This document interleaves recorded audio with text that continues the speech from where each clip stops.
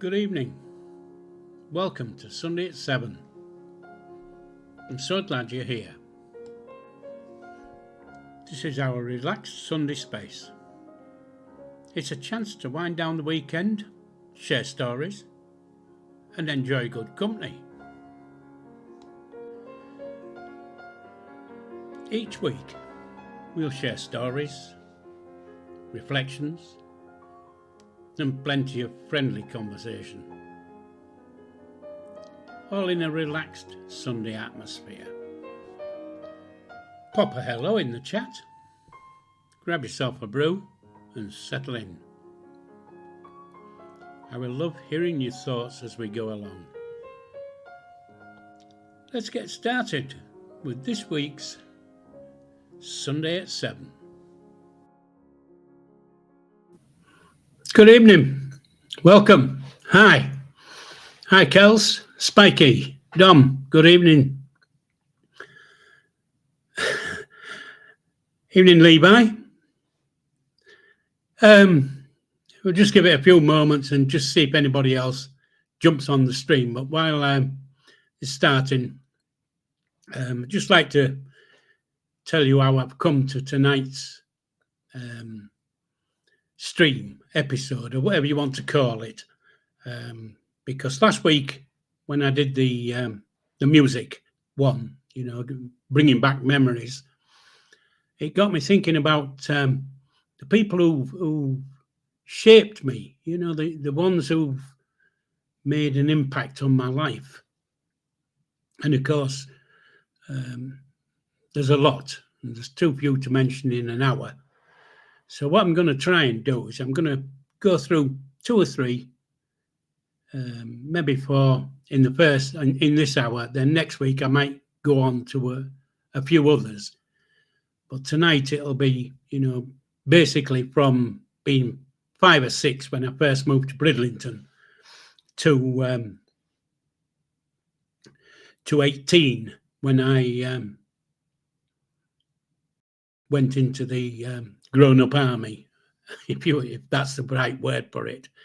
I left the training behind me, the 3 years of training, and went into the grown-ups. So that's the period I'm going to try and cover tonight. And of course, there's going to be a few people I mention, and I will have mentioned them on previous evenings, but I'm going to mention them again tonight, so you're going to have to live with it, as they say. But just before I really get going, we've all got people in our life who shaped our lives. Good evening, Black-Hearted Queen. How's it where you are? Because it's bloody cold and dark here. It's like the middle of November. However, it's not where you are, I presume. But like I was saying, we've all got people who shaped who we are, right from when you were young, all the way through to now, basically,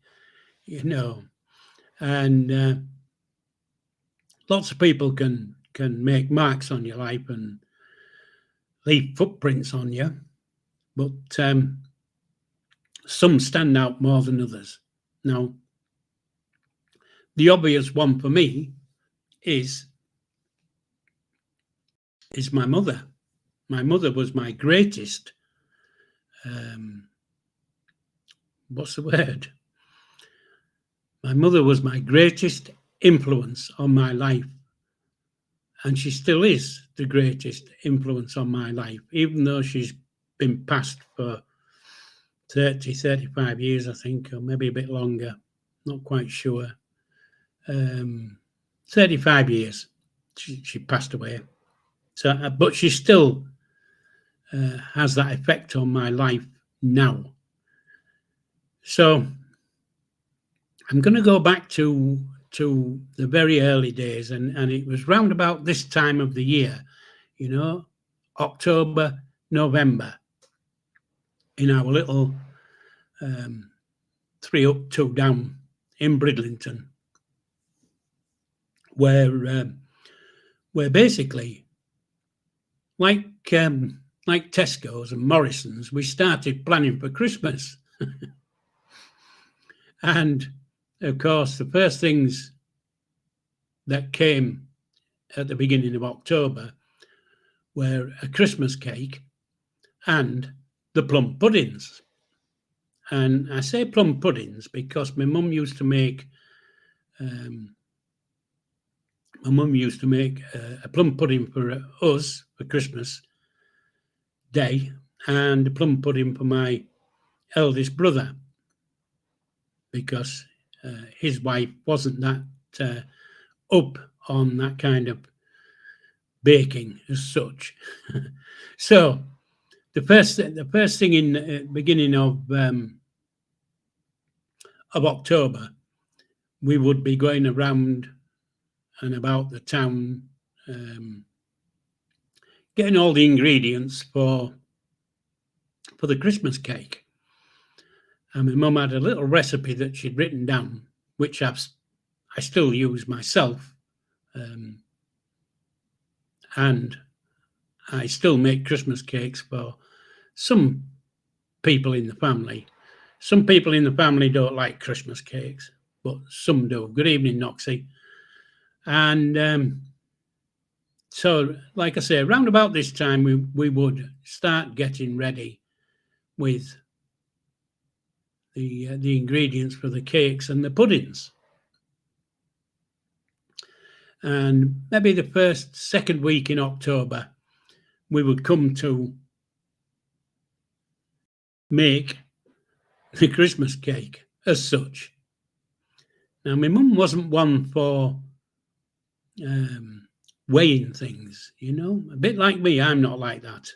I know how to make something, and I just get along and make it. So my mum was like that. We didn't have, I don't think we had a pair of scales in the house. She would just she would just put the stuff in the big bowl. Anyway, she would get this huge bowl, and I would have thought every family had one of these big bowls, and I'm trying to remember what they called them, but anyway, it was a big pot bowl.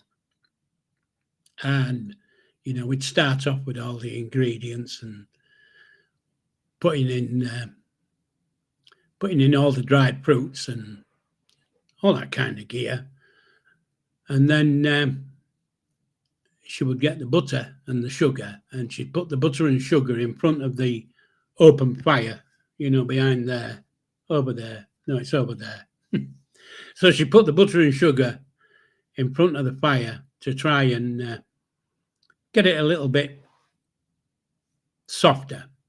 And then we'd beat the living daylights out of it. And we had to take it in turns as kids. My mum would start it off bashing this sugar and butter, and the thing was you had to mix the butter and sugar together until it was a creamy white, and she wouldn't move on until it was creamy white.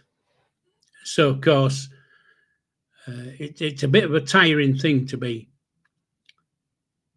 bashing about, whipping up butter and sugar in a big bowl, trying to get it creamy and white. So we would take it in turns, and she'd start off, not my oldest brother because he didn't live at home then, but the next oldest brother, he would take his turn, and then it would come down the line to me, and I would be the last in the crew, basically, the Smith cake crew. That's a mouthful. To beat the living daylights out of this sugar and butter. And then, of course, it came, once you'd got that far, it was you had to do the eggs. And again, she would get the eggs, she'd crack them all open, she'd whip them up, and then she'd tip a bit in and say, right, get mixing that now and keep it mixed, because if you don't keep it mixing, it'll curdle. So again, your arms are dropping off. I'm what, 6 years old, 7 years old, or whatever, and trying to make this mix. And again, it would go through the three boys. I'd have a go, my two other brothers would have a go, my mum would have a go, and then it'd come back down the line until all the eggs was in the mix. Then all the other ingredients went in, the flour, and slowly went in. And then once that was in, all the fruit and nuts, and she used to put all sorts in. I can't explain what she put in, but if there was a glut of it, or it was cheap in the shop and she'd got some, she would put it in the cake. And so, as you can imagine, not every year the cake was exactly the same. It was always somewhat different. One year you might have almond nuts crushed in it. Another year you might have Brazil nuts crushed in it. It was just nuts, basically. Anyway, so you'd get mixing all this up. And then it was a case of slapping it out into the baking tray and whacking it into the oven.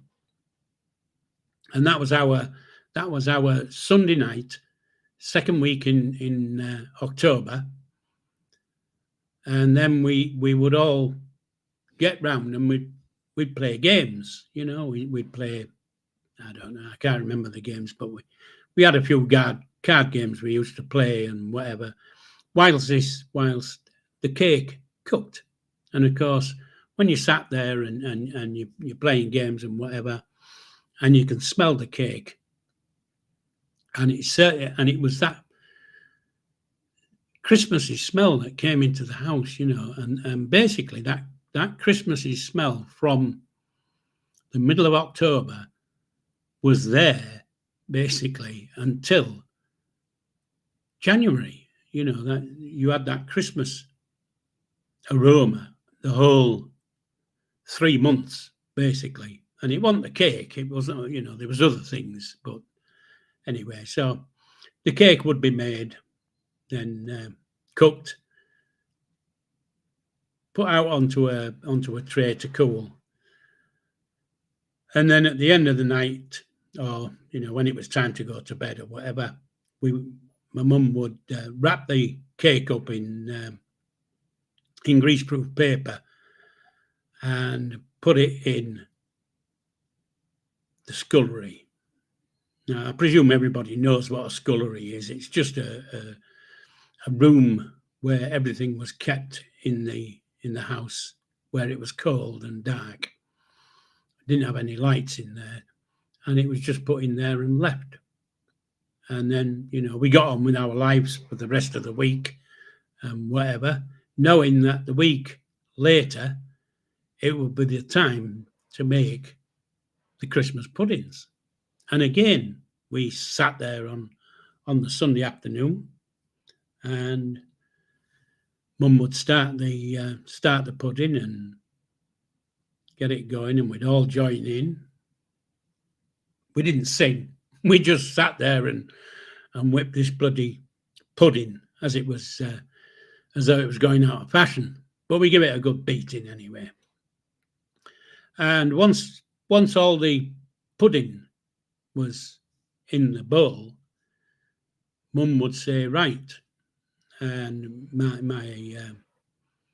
myself and my two other brothers, she would say, right, Alan, who was my eldest brother at home at that time, come and stir the Christmas pudding and make a wish. Don't tell me what the wish is, because it won't come true, but just, evening, Tom, just stir the pudding. So he'd have his stare, and you could see the look on his face as though, what am I going to think? What am I going to wish for this year? and then it would be, Malcolm, it's your turn. So he would come up and he would do his mixing, and again the look of anticipation basically on his face, thinking, I've made me wish and hopefully it's going to come true this year. It didn't last, but it might this. And then it would be, Paul, it's your turn. So I'd come up and I'd do my staring and wish. And to tell you the truth, I can't remember any of my wishes, but I can't imagine that any of them ever came true. But there you go. And then she would go into the kitchen and come back, because we were in the kitchen. We were sitting in front of the fire, around the fire doing this pudding. And she would come back and she would have 3 silver sixpences in her hand. And she always gave the 3 silver sixpences to me and said, right, put them into the pudding and mix it up. So, of course, put them in and started to mix. And, of course, she sat there looking to see where these sixpences were going to stay in the pudding mix. You always lost it, but that's what you tried to do. And then she would pick up the pudding mix and she'd go into the kitchen and she'd put them into 3 pudding dishes. And then she'd cover them with greaseproof. And then she would put on some, and I can't remember what they called it, but it was like a cloth, a thin cloth. And she put this cloth on and she'd tie this cloth on and make a loop in it and all that kind of shit. And then she'd go and she'd put these 3 puddings into the scullery with the Christmas cake. And of course, again, you've got that Christmassy smell wafting through the house. And once she'd put them away, she would bring out the Christmas cake and she'd unwrap it and she'd turn it over and she'd go and get a bottle of brandy. When I say a bottle, it wasn't a big bottle, it was just a little tidgy bottle of brandy.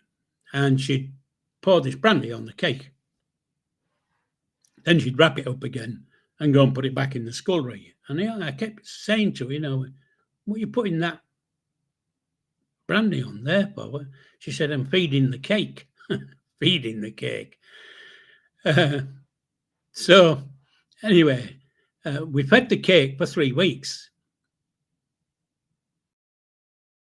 And so, of course, after the 4th week, it was a case of you had to get the cake out and put almond paste on it. So my mum always did the almond paste. We weren't allowed to, because it was all rolling, because it wasn't bought stuff, she had to make it. And it was all rolled out and whatever and cut and put on the cake and done. Wrapped up again, put back into the scullery. And then there it sat in the scullery until maybe the middle of December, basically. But she would still, every so often, she'd bring out the cake, turn it over and add a bit more brandy to it. Another feed for the brandy. And so there you go. That's my earliest thought of a Christmas, run up to Christmas with my mother. And so I think that's where I got this bug, or whatever you want to call it. But later in life, of course, I became an army cook. Now, we call ourselves army cooks. Nowadays they call them bloody chefs, but we were cooks. Chefs are a totally different thing. And so that was the main influence on my life. And of course, that Christmas ritual from October happened every year. You know, the Smith crew might have got smaller because, you know, as my brothers grew up, they got married and legged it, and in the end there was only me and my sister left. But we still had the Christmas ritual to do. There was lots of other rituals, and I'm calling them rituals, but you know, it's just to run up to Christmas. It's what we used to do to get ready for Christmas. We didn't we didn't start putting the decorations up on the 1st of December out. No shit like that. You know, the decorations would go up like a week before Christmas. Can't remember the exact time, but my mum, even though we weren't big church goers and stuff like that, she would stick to when the church reckons Christmas starts. I don't really know how to explain that one, but we'll forget the Christmassy thing. So she was the biggest influence on my life, and at that age, and as I say, all the way through my life, and she still is that influence. And then the next step was going to school in Brid, because I had previously gone to school in Carnaby, where I was born, but basically that wasn't it wasn't a school. It was more of a youth club because they didn't teach us out, and I can remember my mum walking me to school. The very first time she walked me to junior school, and the school was called Bridlington Infant School, and I can't remember the road, but it was a fair distance away. It wasn't just down the end of the road. It was a fair walk, and I can remember my mum walking me to this school, and took me in and said, you know, this is where you're going to be, blah blah blah, and I'll see you at tea time, and buggered off. and bump, that was it. Started malling and tears and God knows what, and throwing a wobbly. I wasn't the only one. All the young kids who started that day were the same. We didn't know what bloody school was, basically. So end of the day, there was nobody there to pick me up. We had to walk home. And that was it. The only ever time my mother took me to school was that once, to show me where the school was. She then left it up to me to go to school and come home.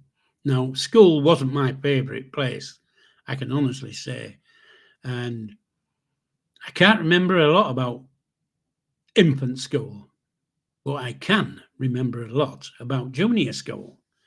Because when I got to the junior school, and I can't remember what age you go to junior school, but whatever age it was, I can remember it.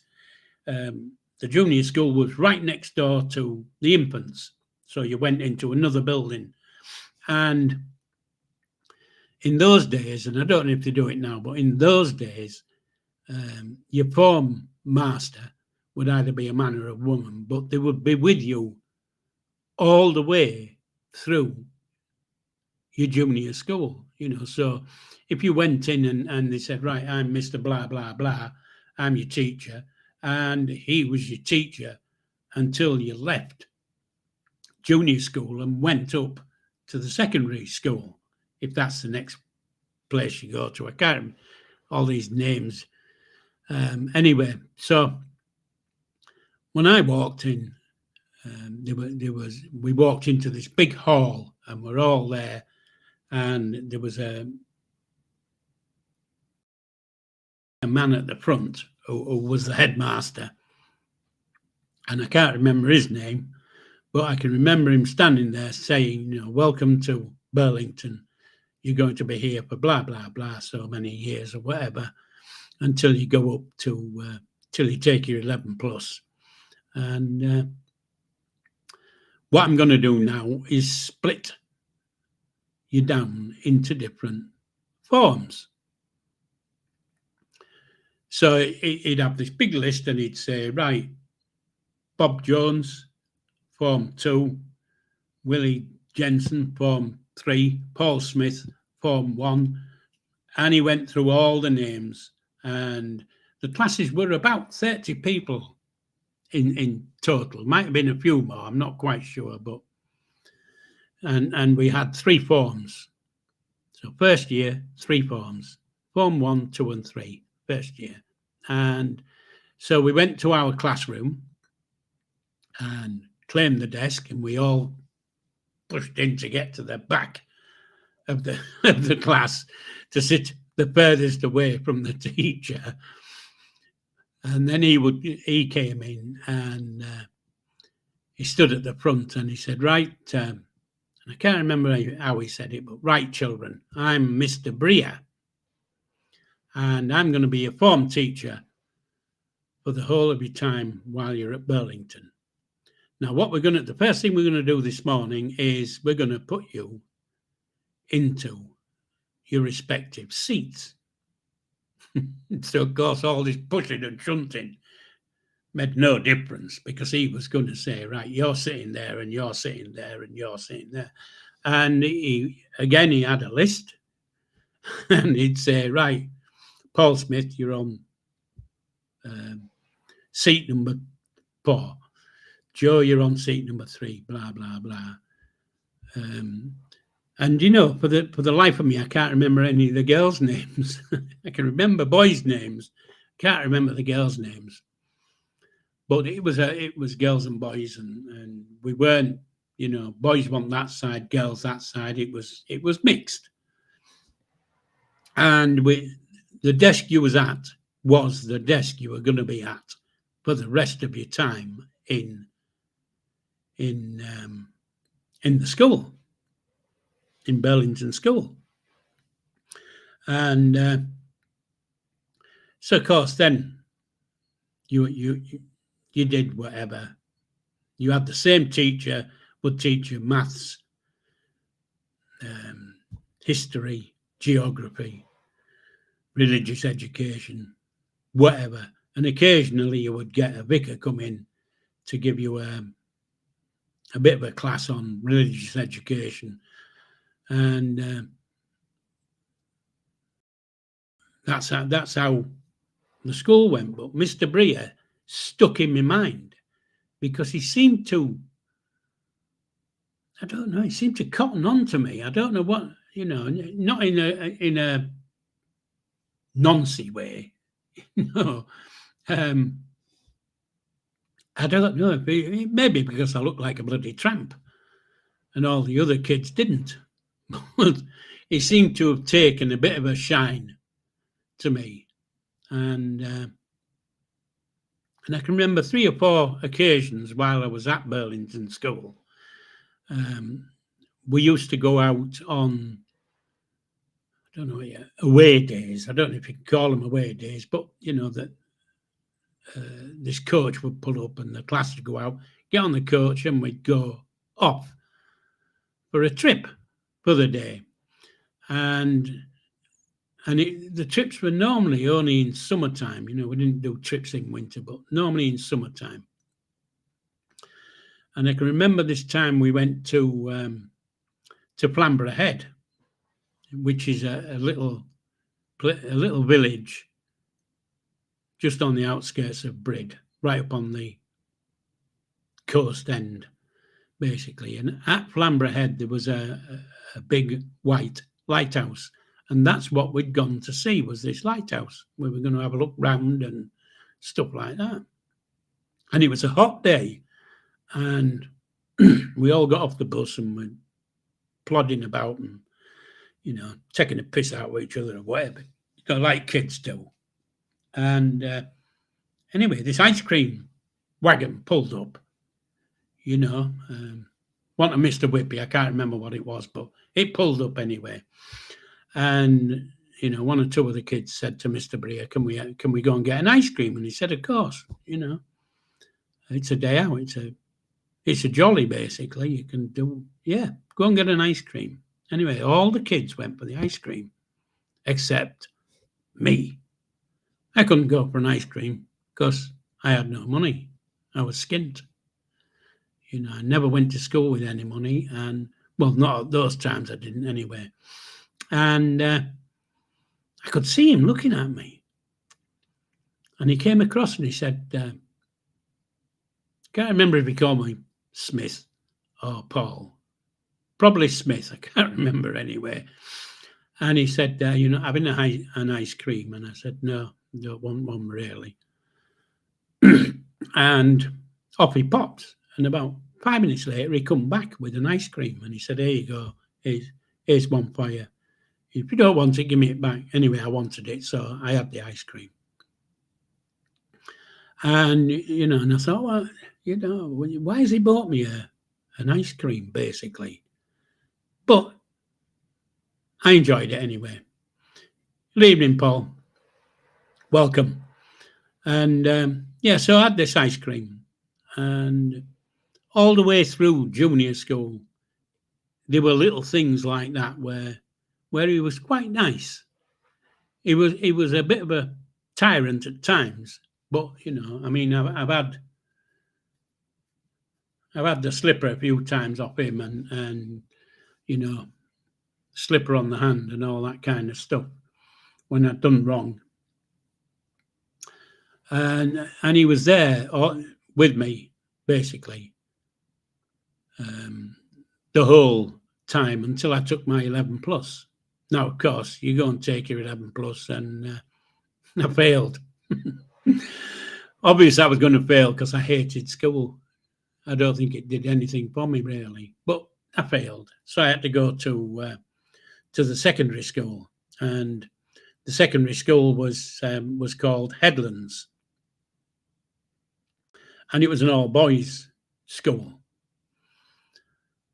And I can remember the very first day I went to Headland School, and I was so embarrassed because I was the only one in the whole school, basically, who had short trousers. All the others had long trousers. I had short trousers, and I stood at the gate trying to decide whether I should go in and face the wrath of all the other kids, or should I just turn around and piss off home? But I went in, and I had a bit of a hard time, basically. All the people taking the piss out of the poor boy who can't afford anything, because all my clothes were the hand-me-downs from my elder brother, who also went to this St. George's School.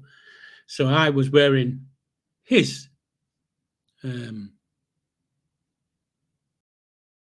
evening, Ames. Good evening. So I was wearing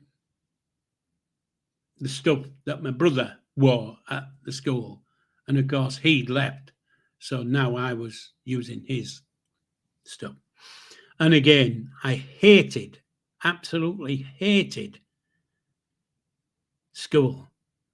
And of course, my mum used to say in the morning, right, get off to school, and I'd pop, and I wouldn't go to school. I'd take the next road and I'd go down into town and get on the harbour top and just mess about on the harbour top, basically. And I did that quite a lot of times. And in the end, there was a person called a kid catcher. I don't know if that's what they call him, but he was the kid catcher to us. And I can remember getting home one evening, and my mum was having this meeting with this kid catcher, and this kid catcher kept saying to my mum, he hasn't been to school for the last 4 days. Where's he been? And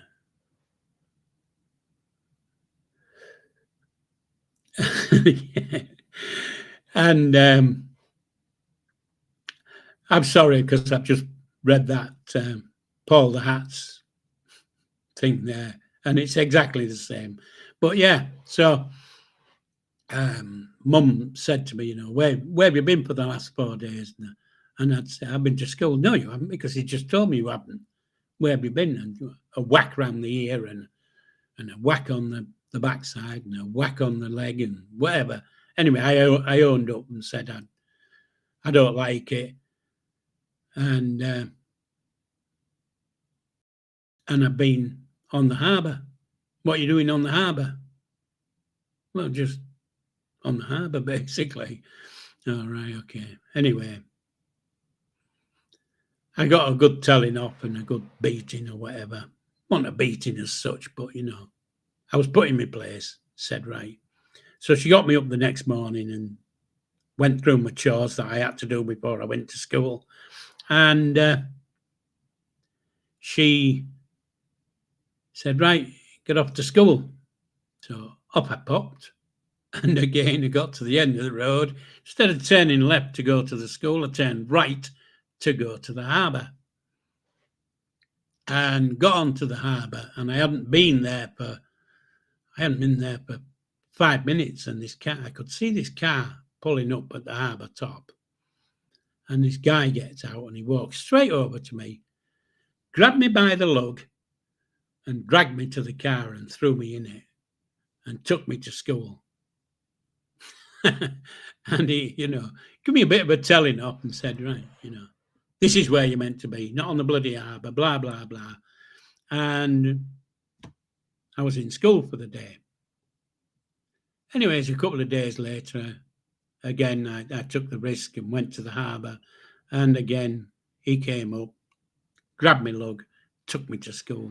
And after weeks of doing this, you know, you'd have thought Paul would have got it in his head, you know, don't go to the harbour, go down the south side or something, out the way, get on the dunes. But no, I ended up at the bloody harbour, and every morning he would be there, grab the ear, put me in the car, take me to school. And in the end, the kids at school used to think he was my dad because he brought me to school so many times. And of course, I played on it a little bit because I said, yeah, he's my dad. Because I didn't have a dad. So, you know, he was my dad.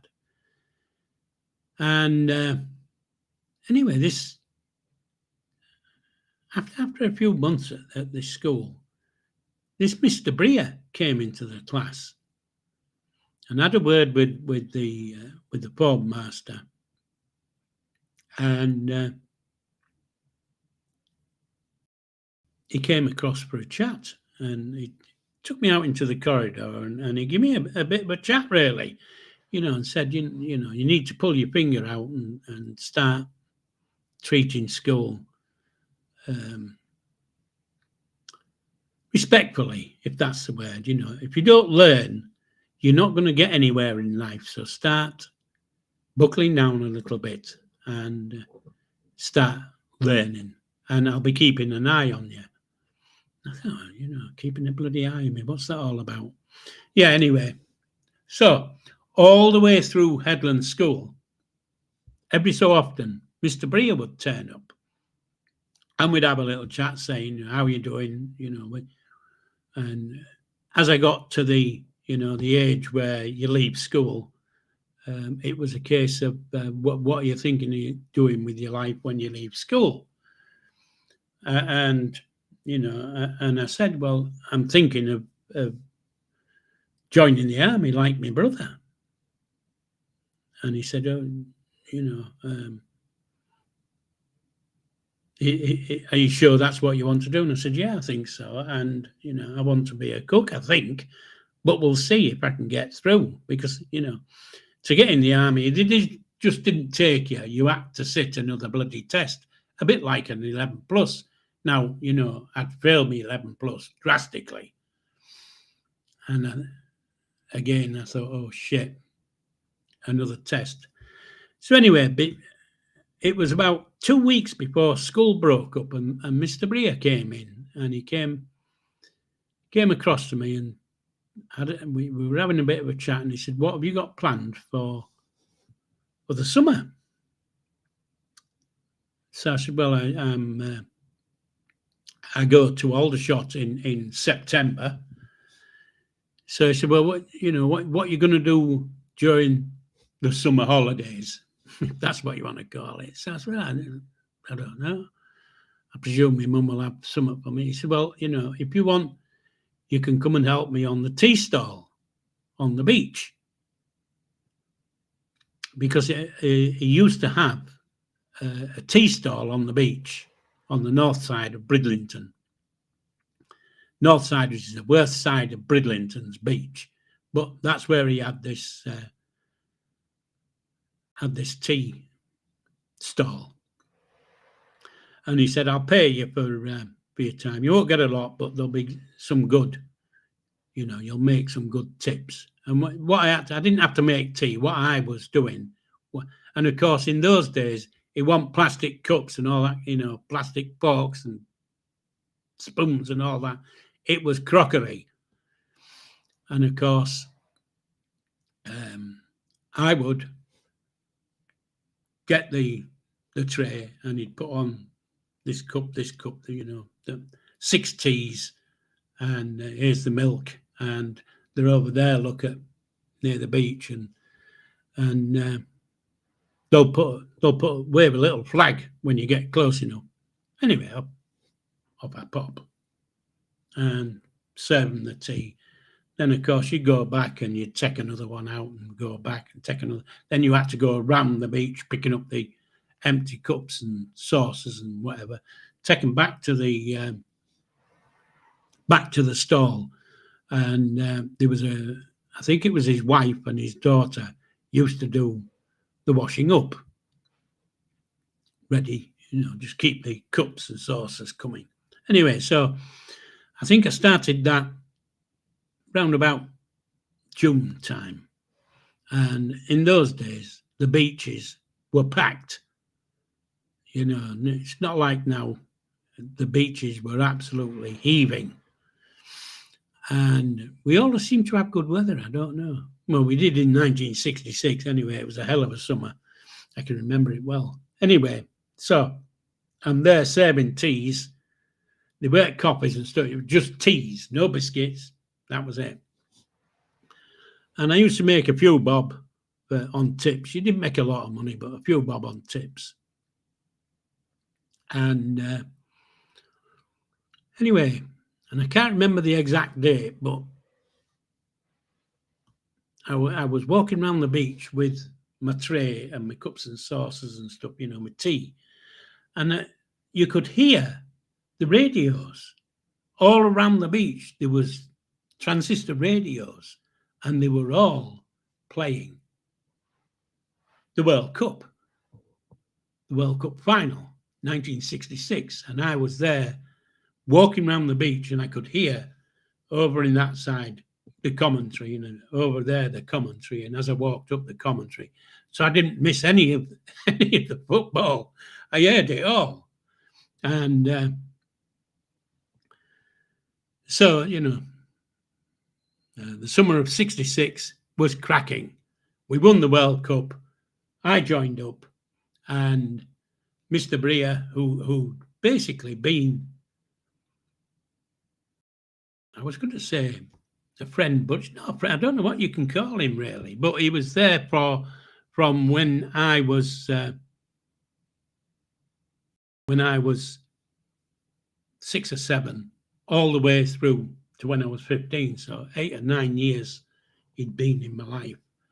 And even now I get to thinking, why had he picked me out? Why had he gone for me, basically? But anyway, he had. And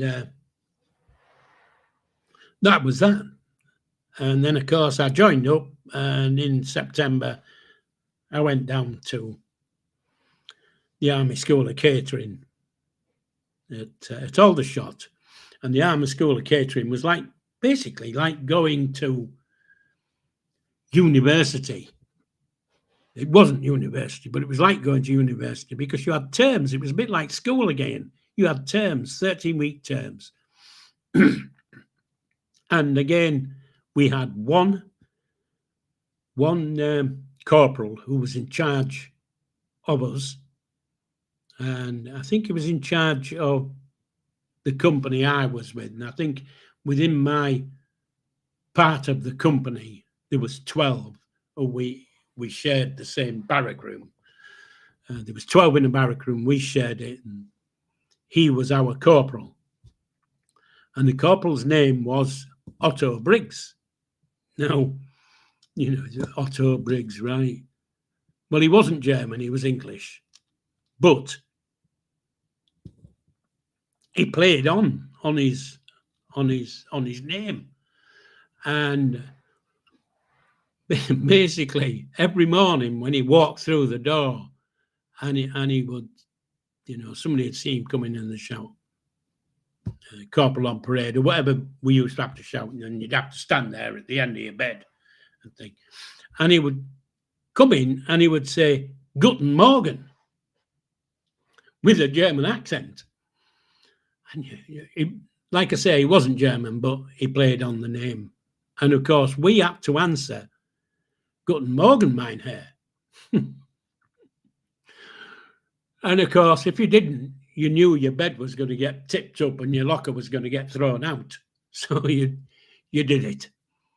Anyway, then you'd have all your inspections and shit like that. Then you'd go off and do whatever you were doing for the day, if you were at the catering college bit or you were down learning how to shoot and march and all that kind of crap.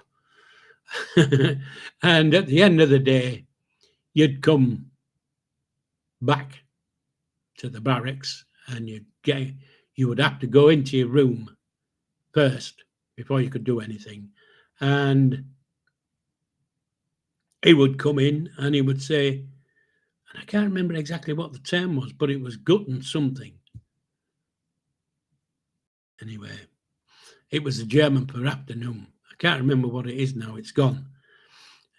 And we would have to answer Guten Tag. And then we could go off for our dinners or teas or whatever you want to call it. We called it tea. Dinner was lunchtime. Dinner time was lunchtime, if you see what I mean. So that was every day. Guten Morgen, mein Herr. Guten Tag at the end of the day. And he was quite influential because he instilled that, I don't know, that camaraderie bit, because we all was looking after each other, if you see what I mean. We didn't, if he was lurking about somewhere, everybody knew, you let them know. So it was that camaraderie bit that he thing. And on the Sundays, we used to have some workshops at the end of the barracks. And in this workshop on a Sunday, this Corporal Otto Briggs was building a kit car. And it was a Lotus Elan he was building. And me and another lad who was called Huey decided, let's go and butter up this guy and see if we can get in his good books, like you do. And we went down and said, can we help and whatever. And he said, to our surprise, he said, yeah, this is what we're going to be doing and this is how you do it. And, so he was teaching us things, how to read instructions, all those type of things. So it was a case of him instilling confidence, and he was teaching us patience and giving us a pride in what we did. So he was a great influence on my life all the way through my army catering college days. And basically, that led up to me being 18. And I'm not going to go past 18 because we're getting a bit short of time now. And I didn't think I'd be able to talk for this long about three bloody people, but I have. So let's see if we can. Did anybody else out? You know, I don't know how many's watching. There isn't a lot watching, but those who are watching or in the chat, is there anybody who sticks in your mind who was an influence on your life, or you know, gave you pride in what you did, or taught you something that has stayed with you? Those type of things. So, you know, if you can't think of them now, put them below in the comments. I read the comments, and of course, everything helps. It all helps. And I think I've got a nick now. And yeah, so there you go. That was the first from a young lad to a teenager, basically. The story of my teenage years. And of course, you heard last week where the music was, again, it was a longer period of time in my life was the music. But, you know, you heard me telling you about the music of my youth and what influenced me then. And, you know, so, and this is another thing, how people have influenced me during the years or during my life. And Levi's put me as his influence. I think that's what he's implying. Yeah, Dom, you know, we I think if you sit and think about it, matey, I think you'll come up with one or two people who have left footprints on your road of life or pathway in life. They've left those footprints, and if you think about it, you'll remember them. And hopefully, if you start thinking back, you know, it can bring sad thoughts, I know, but it can also bring those good thoughts, because you know we've all had sad times, bad times, or whatever you want to call them in our younger days, and I've had loads. But I've had lots and lots and lots and lots of good times, and of course the good times outweigh the bad times. So there you go. That's me reflecting about my early life with people who have influenced me. So just bear with me, because a bloody email just popped up on my bloody computer, you pillock.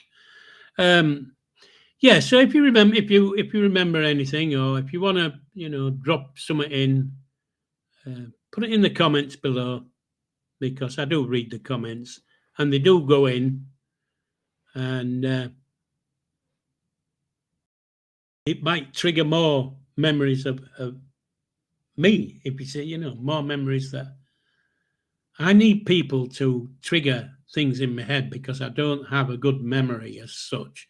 I do when I get triggered, you know. Sound like Del Boy. Hey, trigger. Anyway, so just put it in the comments. If you haven't liked the stream, you know, please do like it. It's just one of those. Or one of those, if you don't like it, you don't like it. But if you do, I appreciate everybody's I was going to say cooperation, and that's not the word. But anyway, I appreciate everybody who turns up and listens to an old part talking about nout for an hour. And is there any comments anybody wants to put up? Did Tom say he wanted something about a recipe? Not that he's going to get it, but if he puts it in the comments, I can certainly.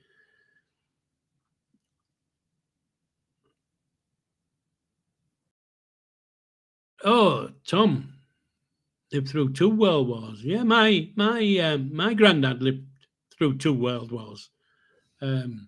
he wasn't a big influence on my life. I only ever met him once, and it wasn't a good meeting as such. I don't know how to.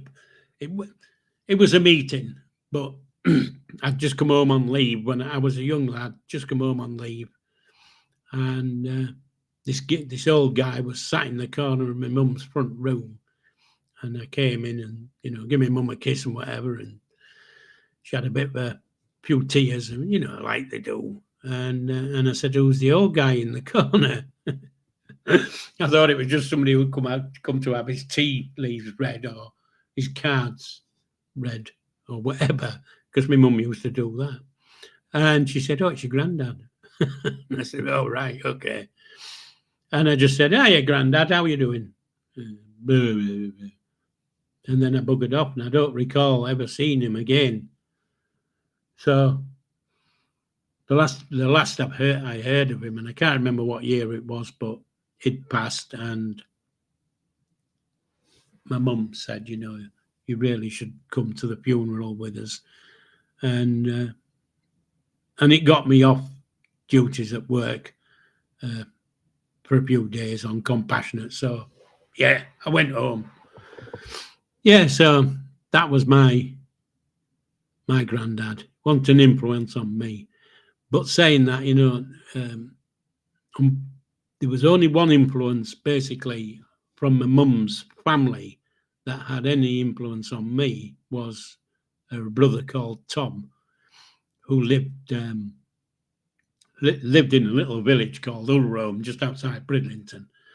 And I used to go there for weekends and stuff. No, you don't put bicarb in Yorkshire puddings, not mate.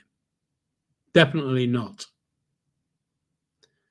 The eggs make the Yorkshire puddings rise. You don't need bicarb in to make them rise. So that's a no-no.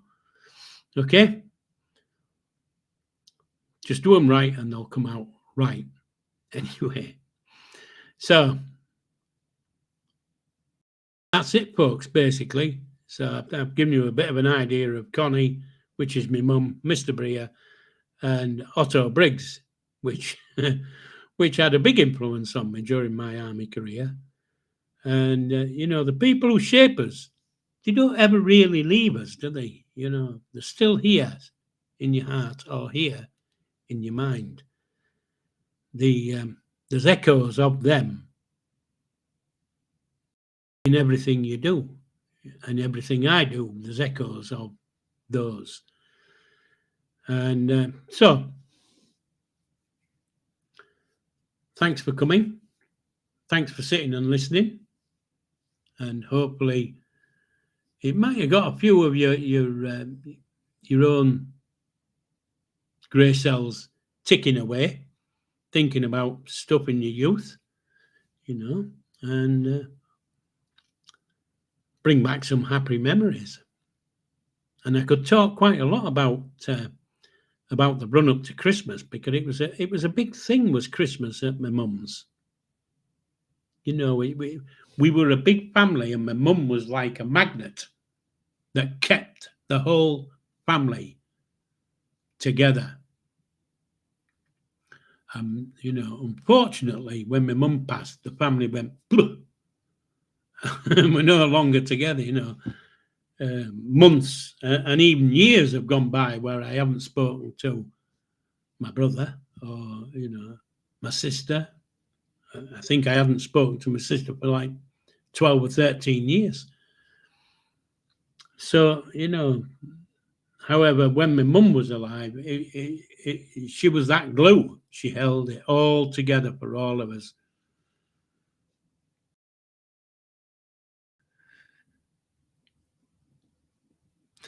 Yeah, Dom's right there, Tom. You make sure when you've mixed it, you let it rest, because if you've given it a good beating, of course, you've beaten all the flour. And there's a thing, I think it's called gluten in flour. And of course, if you're beating the shit out of it, you're bringing all that gluten out, and it's like glue, and it's like that. So what you need to do is it doesn't have to sit in the fridge. Just put it somewhere cool, out the way, out the sun or whatever, cover it over and let it stand. Then, of course, you when you come to cook it, you get either your little dish, your big dish, so it's big fish, little fish, cardboard box, that type of thing, and you put your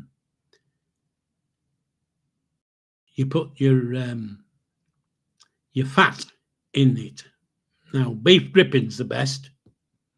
Your oil is a farty darty thing. Back in the day, you didn't have bloody oil. The only oil you had back in the day went in cars, didn't go in your dinners. So it was beef dripping, and of course you could go to the butcher and get the beef dripping. Anyway, you could go in, you could get beef dripping anyway. You can still get it now, and you get it in the oven, hot as you can with an oven. Stick the dish in, and put the fat in the dish into the oven, and let it get absolutely red hot. And you'll know when it's hot enough, because you'll see a blue tinge, blue smoke.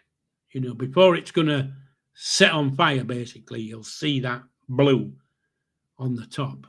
And when that comes, you take it out, tip in your mixture about halfway up the dish, whack it back in the oven, close the door, and forget it for 20 minutes or so.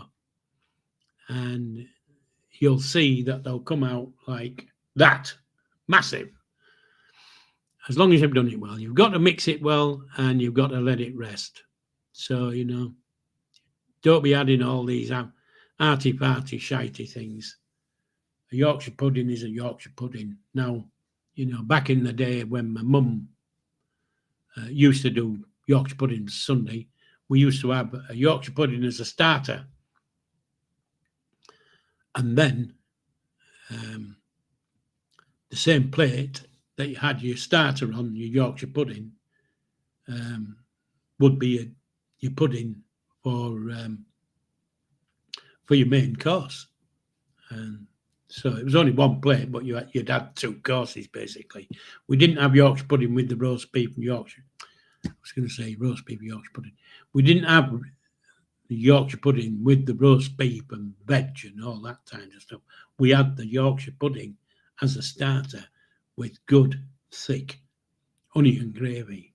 So that's how we had our dinners. Anyway, folks, I've loved talking for an hour. And Tom, you always use dripping and let it stand. That's it.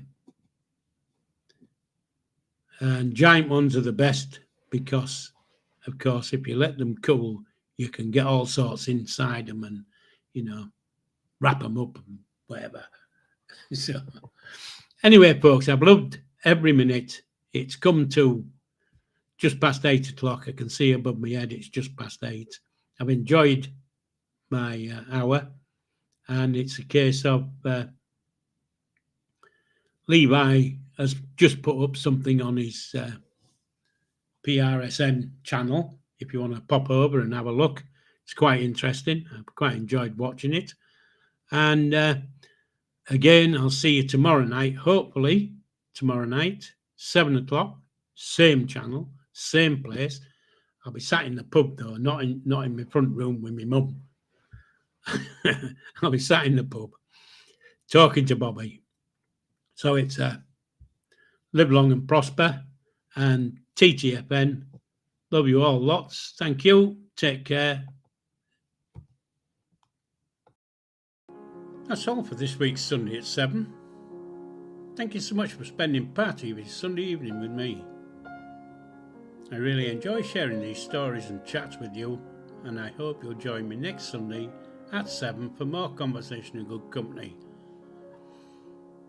If you've enjoyed tonight's stream, don't forget to like, subscribe and leave a comment with any ideas or feedback. I'd love to hear from you.